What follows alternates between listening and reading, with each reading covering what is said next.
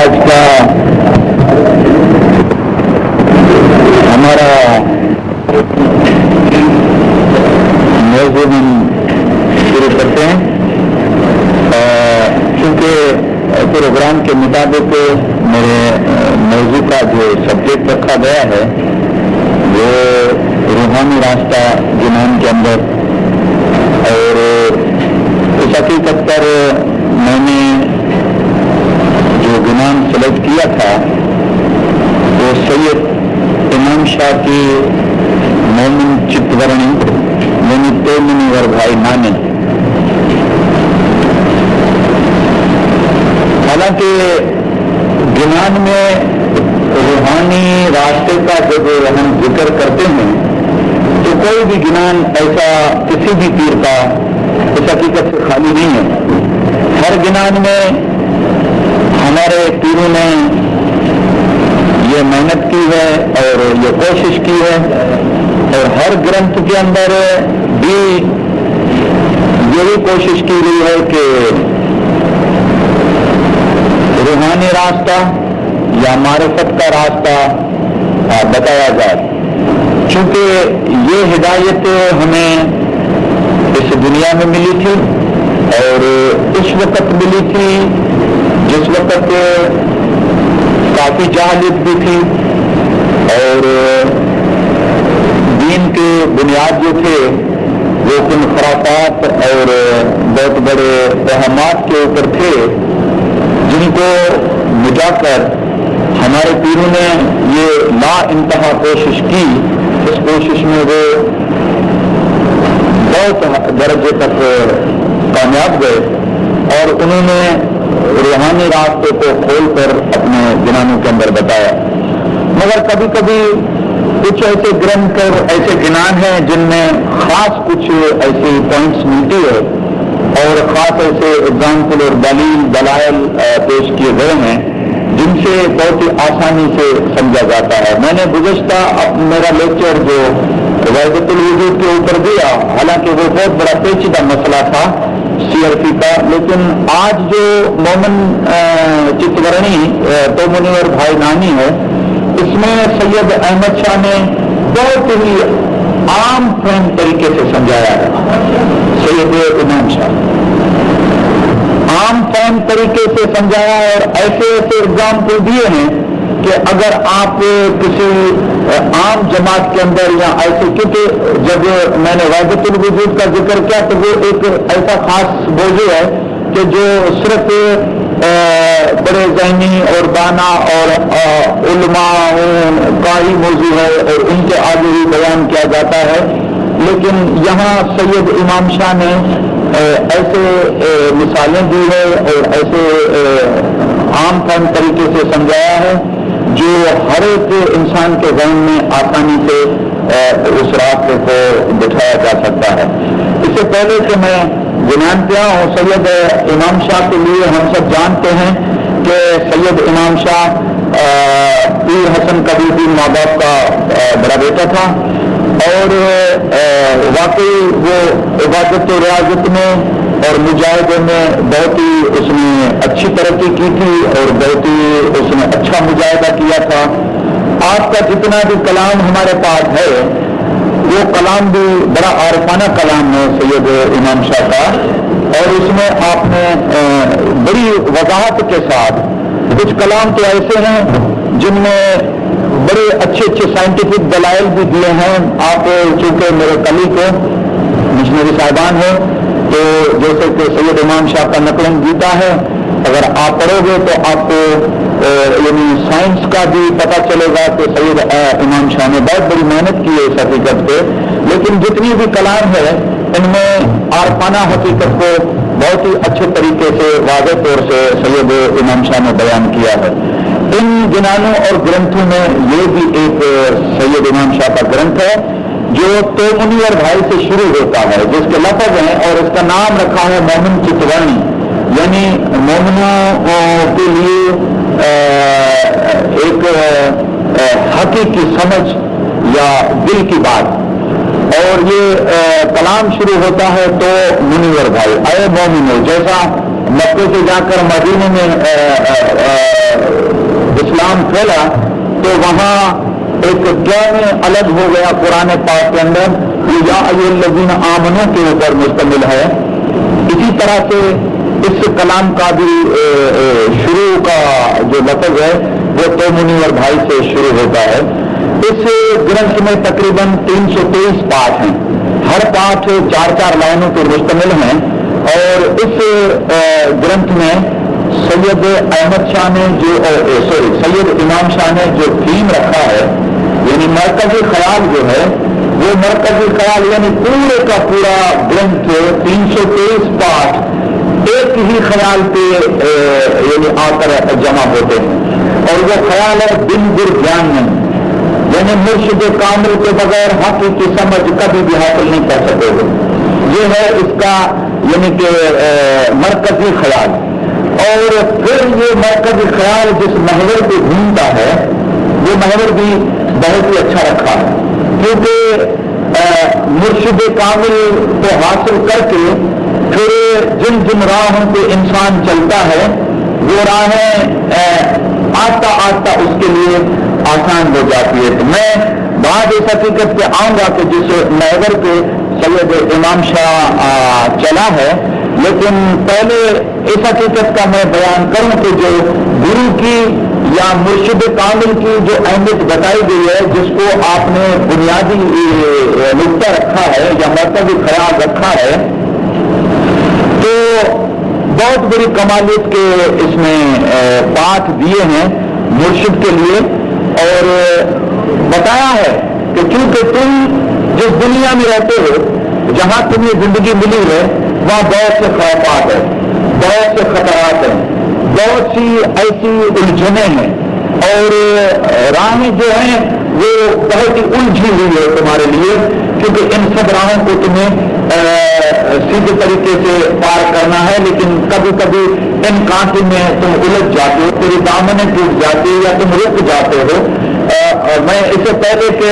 اس حقیقت میں ایک دو اور بھی شاعروں کو پیش کروں چونکہ بڑی اچھی بات ہے کہ جب صوفیانہ کلام ہوتے تو اور صوفیوں کا اس کے لیے کیا یعنی کہ رویہ ہے اور کیا ان کے لیے انہوں نے پیش کیا ہے اپنا رایا. تو میں شاہ عبداللطیف بھجائی پہ آتا ہوں. بھجائی بھی تھوڑے عرصے کا ہمارے سندھ کا ایک چوٹی کا صوفی شاعر تھا. جب میرا انشاءاللہ زندگی رہی تو 2 دن کے بعد اس کے اوپر بھی میرا لیکچر ہے تو ہم سنیں گے کہ بھجائی کو اگر ہم اسٹڈی کریں تو تقریباً ہمارے پیروں کے کلام کے ساتھ ملتے جلتے بہت ہی مشابہت ان کی ملتی ہے صوفیانہ کلام میں. لیکن یہ بیان کیا جس کو سید امام شاہ نے جس راہوں کو جس گزرگاہوں کو بتایا ہے جس میں ہماری زندگی ہے اس میں بہت بڑا ڈراؤنا اور خرابات اور بہت بڑے علمات اور بہت بڑی الجھنیں بتائی ہے. وہاں شاہ عبداللطیف بھجائی نے سرسونی کے سر میں ایک مثال دی ہے اس کو یعنی وہ ایسی مثال ہے جو ہمارے پیروں سے بالکل ملتی جلتی ہے کیونکہ ہمارے پیروں نے بھی جہاں پہ دنیا کا ذکر کیا ہے وہاں سنسار ساگر جان گئے. مہا ساگر ہے بڑا سمندر ہے جس میں کئی جانور ہے کئی پرندے ہیں کئی خرافات ہے. تو شاہ عبداللطیف نے ایک جگہ پہ اس کو دریا سے تشبیہ دیتے ہوئے کہا ہے کہ دہشت دم دریا میں جت جان جانا رن نہ تو سمجھو سیر میں مت نہ ملاحم گرندہ دریا میں واقع پہ ورن سجا بیڑا بار میں ہلا ریچ بنن ارجو نہ پیدا کی تب تو میں جاتن وہ جو قیر کنن جو ویاسی نہ ورن کتے انتارم سائیں رچی ولن آئے. سارا ذکر کیا ہے اس سنسار کا کہ یہ ایک دریا ہے جس میں دہشت ہے طوفان ہے لہریں ہیں موجیں بھنور ہے اور کبھی کبھی یہ اتنا بڑا اچھلتا ہے کہ اس میں بڑے بڑے جہاز بڑے بڑے گھوڑا بڑے بڑے اسٹیمر ڈوب جاتے ہیں. ڈوبنے کے بعد بھی اس بھنور میں جاتے تو ان کی کلی بھی آگ نہیں آتی ہے اتنے بڑے وہ قیر میں چلے جاتے ہیں. لیکن ایسے بڑے مصیبت اور دکھ سے بھی یہاں پکارا ہے ساحل کو جہاں مرشد کامل سے مراد ہے صاحب کہ کامل مرشد ایسی مصیبت میں اور ایسے قیر دریا میں بھی اور ایسی مشکلات میں بھی تو ہمارا ہاتھ پکڑ کر ہمیں اس دریا سے پار پہنچانا. سید امام شاہ نے یا مثال جو دی ہے وہ زیادہ تر اس سنسار میں یعنی وہ پہلے صاف بتائے ہیں کہ جو اگر ڈنگ مارے کسی انسان کو تو وہاں سانس نکل جائے۔ ایسی تشبیہ اس کو منیر بھائی نے دی ہے کہ جس دنیا میں ہم رہتے ہیں اس دنیا کے یہ خرافات ظاہر کے مثال ہے، اور ایسا ظاہر ہے کہ جو ظاہر کا کوئی علاج نہیں، اگر وہ ظاہر زبان پہ ٹچ ہو جائے تو انسان کا سارا جسم جو ہے وہ یعنی کہ ظاہر ہو جاتا ہے اور اس کی زندگی ختم ہو جاتی ہے۔ اور اسی لیے سید احمد شاہ اور امام شاہ فرماتے ہیں کہ یہ ظاہر تمہاری دنیا کی زندگی کے لیے بھی جیسے بہت ہی یعنی کہ ڈینجرس ہے یا بہت ہی خطرناک ہے، جو تیری جسمانی زندگی کو بھی ختم کر دیتا ہے، اسی طرح سے یہ ظاہر جو ہے وہ تیری روحانی زندگی کو بھی بہت بڑے عذاب میں مبتلا کر دیتا ہے۔ اس لیے پہلے کوشش یہ کی گئی ہے کہ اس ظاہر کو کس طریقے سے دور کیا جائے، تمہارے نزدیک یہ ظاہر نہ آئے، تم شیرینی سے بہت مٹھاس سے اپنی زندگی گزارو، پالا نہ پڑے۔ میں یہاں عبد اللطیف بجائے کا کلام آپ کو سناتا ہوں کہ تشبیہ دیتے ہوئے شہر ہے بہت ہی بڑے کمالیت کا شہر کا ہے جو سوئی آبری کے اندر ہے کہ ودا ون کارجا جت ناگ سجن نیلا، نام کہتے ہیں بڑے سانپوں کو، نیلا یعنی بلو کہتے ہیں لیکن وہ زہر کے رنگ سے اس نے تشبیہ دی ہے۔ ودا ون کارجا جت ناگ سجن نیلا اتنے عبد اللطیف چے کا ایک لین ہیلا جت قرمن قبیلہ تت رہ کر رس جراہ میں۔ یہاں بھی مرشد کو بلایا ہے لیکن پہلے ذکر کیا ہے کہ اس دنیا کا جو یہ راستہ ہے یہ ایک بہت بڑے جنگلوں کے مابین بڑے بڑے درخت ہیں، الجھے ہوئے کانٹے، ان میں جاڑیاں خاردار یہ چیزیں ہیں، اور ان میں بڑے بڑے سانپے بیٹھے ہیں، بڑے بڑے ناگ ہیں جو زہریلے، جن کے زہر ایسے ہیں کہ ڈنگ مار ڈسنے سے تمہیں ختم کر دے۔ اور وہاں بھی عبد اللطیف کہتا ہے کہ جو راہ گزر ہوتے ہیں، جو سالک ہوتے ہیں، جو اس منزل میں آگے جانے کی کوشش کرتے ہیں، وہ بیچارے کوشش کرتے رہتے ہیں، مگر کہتے کوشش کرنے سے پہلے بھی پکارتا ہے کہ جت قرم نہ قبیلہ، جہاں میرا کوئی رشتہ دار نہیں، میرا کوئی ساتھی نہیں، میرا کوئی دوست نہیں، وہ رہبر رس جرا میں مرشد کامل، وہاں بھی میرے راستے میں تو ہی میرا رہبر بننا اور مجھے راہ دکھانا۔ سید امام شاہ نے اس طریقے سے اس دنیا کے اور اس دنیا کے زندگیوں کے اس زہر کو ختم کرنے کی تدبیر بتائی ہے، لیکن اس سے پہلے کہ اس زندگی اور اس آخرت کی زندگی کے لیے تھوڑے سے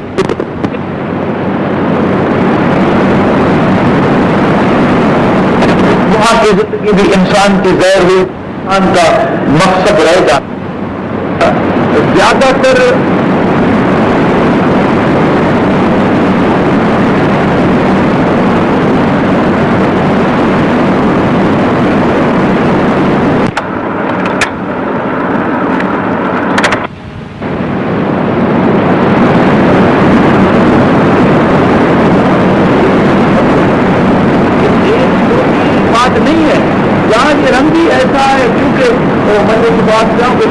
نے کہا کہ درمیان سارے دریا تخت بند کر دی، بعد نہیں ہوئی کہ دامن کرموں کو ہوشیار باش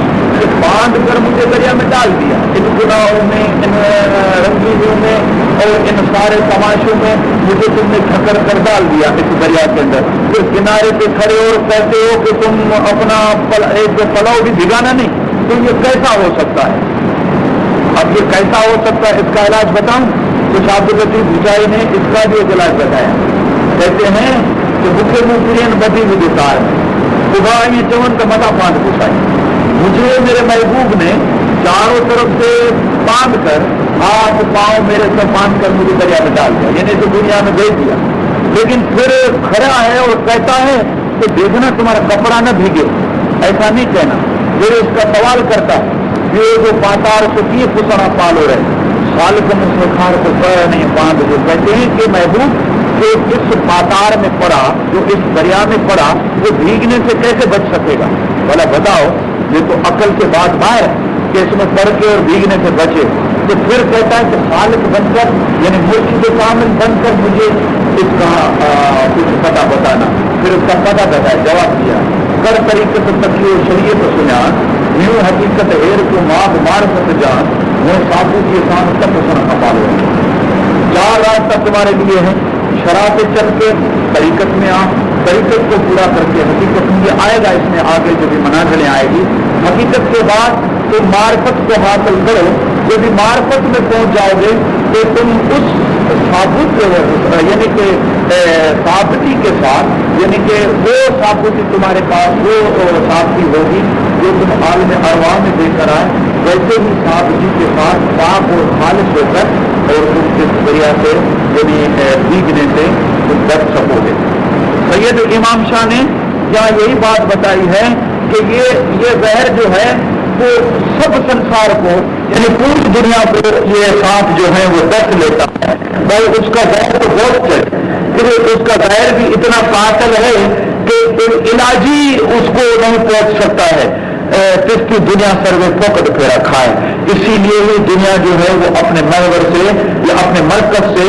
بہت دور جا چکی ہے اور اس مرکز پہ نہیں آتی. پھر اس کا علاج بتاتے ہیں کیونکہ اس وقت کی پوری ہسٹری بھی ہے اس کے اندر. کیونکہ جس وقت پیروں نے دعوت کی تھی, حالانکہ سید امام شاہ کی دعوت جو تھی وہ ابتدائی دور کی نہیں تھی, کافی عرصے کے بعد کی, لیکن پھر بھی اس وقت بھی وہاں ایسے یعنی حالات دیکھنے میں آتے تھے جو آج بھی ہے. یعنی اتنے وقت کے بعد بھی ہیں کہ بہت سے ایسے لوگ ہیں جو اپنے کو مرشد کہلاتے ہیں, اپنے کو یعنی کہ راہ دکھانے والے کہلاتے ہیں, اپنے کو سالک کہلاتے ہیں, لوگوں کو ورگلانے کی کوشش کرتے ہیں. تو اسی طریقے سے سید امام شاہ نے ان سے بچنے کی ہدایت کی ہے, ان سے بہت ہی چون کر رہنے کی ہدایت کی. کہتے ہیں تو منور بھائی آج بہو درشن گلیجن جگمائے, کوئی بچھو اتارے کوئی سانپ, آج پرت کو گر بیٹھا جھمپو دیپما برہما گھاڑوڑی, بھائی آج تب سے گر تھی اترے زہر میں پا.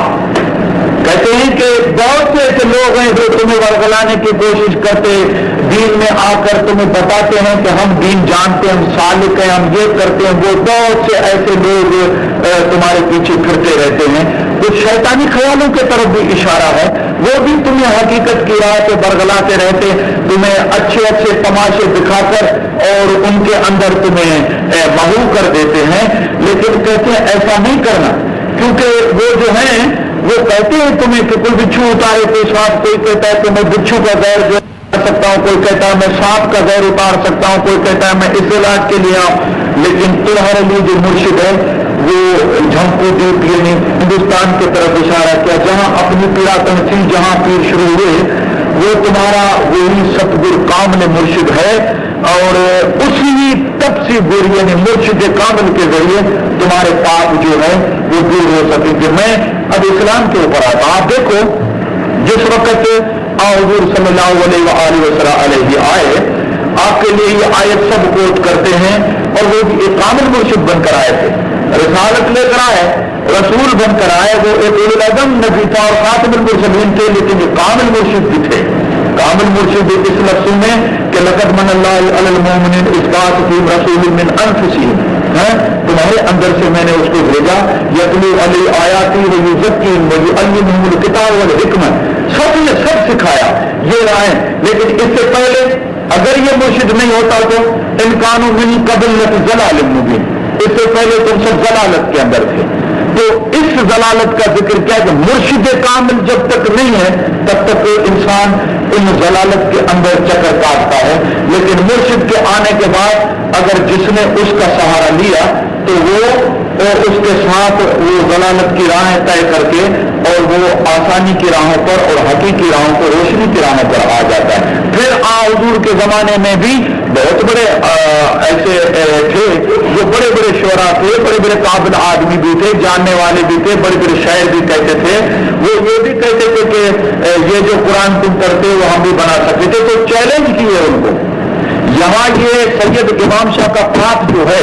یہ بھی ایک چیلنج ہے ان گرو کو جو گرو یعنی کامل مرشد سے اپنے آپ کو گرو کہلاتے ہیں، ان کو کہنے کرے کہ ہم بچھو اور ساتھ ان سے تمہارا یہ دل کا علاج نہیں ہو سکے گا، یہ دل کا کانٹا ان سے نہیں نکل سکے گا. یہ ایک بہت بڑی دلیل دی کہ یہ کانٹا وہی مرشد نکال سکیں گے. تو ان کے لیے بھی اللہ تعالیٰ نے چیلنج کی تھی. قرآن پاک میں آیا فاتو سورۃ من مثل وضو شہداءکم ان کنتم صادقین، کہو ان کو کہ اگر تم سچے ہو تو ایک تو قرآن کی سورہ بنا کے دکھاؤ، پتہ چلے. جو میں پڑھ رہا ہوں جو کسی نے نہیں بنائی، کیونکہ ان کے پاس وہ طریقہ نہیں تھا، وہ علم نہیں تھا، اور وہ ستگر نہیں تھے، وہ کامل مرشد نہیں تھے. اسی طرح سے سید امام شاہ نے یہاں ان لوگوں سے بچنے اور ان لوگوں کا ہاتھ پکڑنے سے بھی منع کی ہے. اور پھر کامل مرشد کی تعریف کرتے. میں بہت مختصر میں بات بتا کیونکہ ساتھ ان میں کافی پلیں گے مرشد کامل کے اوپر. یہ کیا ہے کہ ستگر ورکش آج جگمائے کہ امر ورکش نہیں چھائے نہ جانے کوئی. ستگر جی چندن میں ورکش تو جوڑ نیم سلندہ ہو. بہت بڑے شاعر تشبیہ دیتے ہیں کہ چندن کا درخت ایسا ہے جس کے ساتھ اگر نیم کا کڑوا درخت بھی لگا ہے تو چندن کی خوشبو اس میں سما جاتی ہے. اسی طرح سے مرشد جو ہے سید امام شاہ کہتے چندن کے درخت کے مانند ہے، کیونکہ چندن کے درخت کے مانند سے مراد یہ نیم کڑوا درخت جو ہے اس سے دل کا پاپ مراد ہے. اگر دل کا پاپ بھی ہو، انسان آسی خطا کار گنہگار بھی ہو، لیکن ایک مرتبہ اگر اسے چندن کے پاس جا کر اس کی دامن پکڑتا ہے تو اس کے پاپ بھی جھڑ جاتے ہیں. تو کہتے ہیں کہ مرشد کامل جو ہے وہ ایک سایہ دار درخت کے مطابق ہے، لیکن یہ دنیا کے سایہ دار درخت نہیں، وہ ایک امر درخت ہے، یعنی کہ ایٹرنل ہے، بقادار ہے. لیکن کہتے افسوس ہے کہ دنیا کے لوگ اس کے امر سایے کو جانتے نہیں ہیں. ہاں، کیونکہ سب تو نہیں جانتے نا اس کو، کوئی ہوتا ہے جو وہاں آتا ہے اور اس کی دامن پکڑتا ہے. کہتے اسی طرح سے وہ اگر امر کو جان لے تو وہ چندن کے ماپک کرواہٹ کو بھی، نیم کے درخت کو بھی خوشبودار بنا سکتے ہیں. اسی مرکز پہ میں ایک بات بتاؤں، ایک میں نے ہندی میں شعر پڑھا، کیونکہ جنان کی کافی ٹرمینالوجی اور کافی حقیقت جو ویدانت کے اوپر ہے، کافی جنانوں میں اور کافی شعر و شاعری میں یہ بھی تشبیہات دی گئی ہے. پارس ایک چیز بتائیے، اب وہ پتھر ہے یا وہ کوئی ٹکڑا ہے یا وہ کوئی کیمیا ہے یا کچھ بھی ہے، لیکن بہرحال اس کا ذکر آتا ہے کہ یہ ایک ایسی چیز ہے کہ اگر لوگوں کو لگے تو سونا بنا دے. اور ایسی بہت سی تشبیہات جو ہے وہ کلاموں میں بڑے بڑے آرتوں کے صوفیوں کے اور ہمارے پیروں کے کلام میں بھی آئی ہے کہ وہاں پارس کے سے کہیں کہیں مرشد کو ملایا ہے کہ مرشد پارس ہے، اور وہ ایسا ہے کہ اگر تم لوہے کے مانند اس کے سامنے کھڑے رہو وہ تمہیں لگ جائے تو نہ بنا دے. لیکن ایک شعر میں نے پڑھا وہ بہت بڑا عجیب تھا. وہ کہتے کہ پارس اور ستگر میں بڑو انتر ہو جان. یہ ہندی میرے خیال سے کبیر کا شعر ہے جس کا پارس اور ستگر میں بڑو انتر ہو جان، وہ لوہا کنچن کرے وہ کرے آپ سمان. کہتے مرشد اور پارس میں بہت بڑا فرق ہے. پارس اور مرشد بلے اس کو کس منزل پہ تشبیہ دیتے ہیں کہ مرشد اگر تمہیں لگے تو لوہے سے سونا بنا ہے، لیکن مرشد اس سے بھی آگے ہے، اس سے بھی آگے، اس کی منزل اس سے بھی بہت آگے ہے کہ پارس سے بڑا. پارس اور مرشد کامل میں بہت بڑا فرق ہے. کیا کہ وہ لوہا کنچن کرے. پارس تو لوہے کو سونا بناتی ہے، لیکن پارس لوہے کو پارس نہیں بناتی، لیکن وہ کرے آپ سمان. اگر مرشد تمہیں لگ جائے تو اپنے جیسا بنا دے. اتنی بڑی یعنی کہ یہ حقیقت مرشد کامل کی کہ مرشد کامل اگر تمہیں مل جائے تو وہ معرفت کے منزل میں حقیقت الوجود آ جاتا ہے انسان کے لیے، اور اسی راہ کے اندر وہ ایک ہی ایک حقیقت پر چلتا ہے. اس مرکزی خیال پر چلتے ہوئے ایک سید امام شاہ نے ان گرو کو اور جو کے لیے ایک بات ہے جو بھی میں نے یہاں کوٹ کیا ہے، اور اس گرنتھ کے اندر ایک اور بھی چیز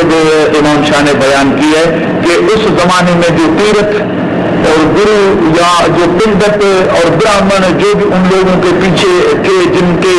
جھکڑ میں آ کر وہ پھنس چکے تھے، ان کے لیے بھی ایک ہدایت کی ہے. وہ بھی آپ سن لو کہ آج کل جگما بہو پنتھ بہو پنتھیا سروے جن چار نہ گر چھے آخر پر سے رد. جیسے کہ آج تم دیکھتے ہو کہ بہت مذاہب ہیں، فرقے ہیں، بہت طریقے ہیں، بہت سے رسم و رواج ہیں، بہت اس راستے پہ چلنے والے ان کے پیرو بھی ہیں، بہت اپنے آپ کو سعد اور سدھ کہلاتے ہیں، یعنی بڑے رشی منی کہلاتے ہیں، کوئی اپنے آپ کو اور نیک پرہیزگار کہلاتا ہے، کوئی گرو کہلاتا ہے، کوئی مرشد کہلاتا ہے، لیکن کہتے یہ سب 4 دن کے گڑ ہیں جو دکھاوے کے ہیں، جو صرف اپنے پیٹ پالنے کے لیے تمہارے پیچھے پڑے ہیں، لیکن آخر پر سے رد تم دیکھو گے کہ ان کی آخرت یہ ہوگی کہ وہ آخر تمہارے ساتھ نہیں چل سکیں گے، وہ ختم ہو جائیں گے، لیکن وہ مرشد جو ایک دنیا میں ڈھونڈا جاتا ہے جو حقیقی مرشد ہے، اور وہ جو ہے وہ گھاروڑی کا ہے، اسی گنان کے اندر اور اسی یعنی گرنتھ میں اس کو گھاڑے کہ وہ گھاروڑی جو کامل مرشد ہے وہی تمہارا زہر اور پاپ اتار سکتا ہے۔ اب اس حقیقت پر، اس مرکز پر بحث کرتے ہوئے، مرشد کامل کی دامن ہاتھ میں پکڑتے ہوئے، مرشد کامل کا سہارا لیتے ہوئے،